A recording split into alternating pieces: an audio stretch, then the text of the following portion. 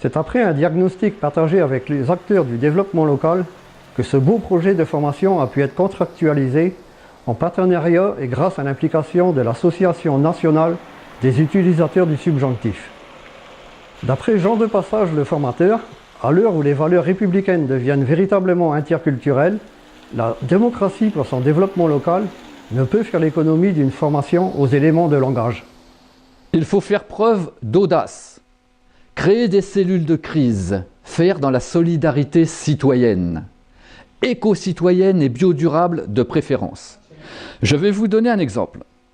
Si la question de la démocratie, avec l'impératif de développement qui est le nôtre aujourd'hui, doit prendre en compte la dimension intergénérationnelle lorsque nous montons des projets, c'est parce que ce que nous appelons citoyenneté doit désormais intégrer un authentique diagnostic partagé à l'échelle du territoire, faute de quoi, ce que nous nommons lien social ne prendrait la forme d'aucun contrat, c'est-à-dire qu'il ne prendrait pas en compte la question des acteurs.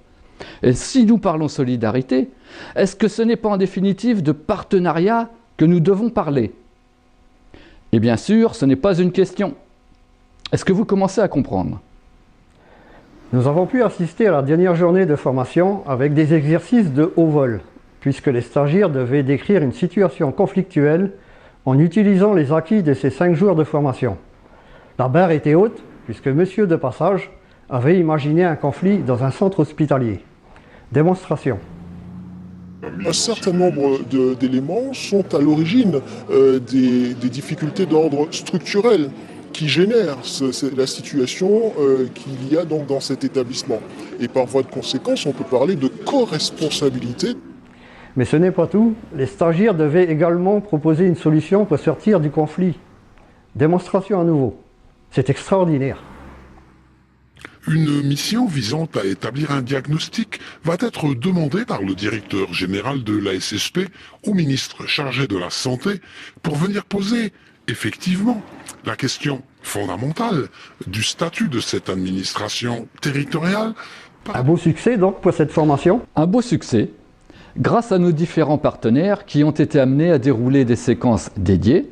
Nous avons également eu des interlocuteurs de manière segmentée qui nous ont permis de travailler de manière très affinée sur la composition de ces différentes séquences. Il ne reste plus qu'à développer une ingénierie partenariale permettant la mise en place d'une offre individualisée et adaptée, favorisant l'acquisition de ce baratin cache-misère de l'absence de contenu, devenu aujourd'hui indispensable pour ne pas paraître trop con.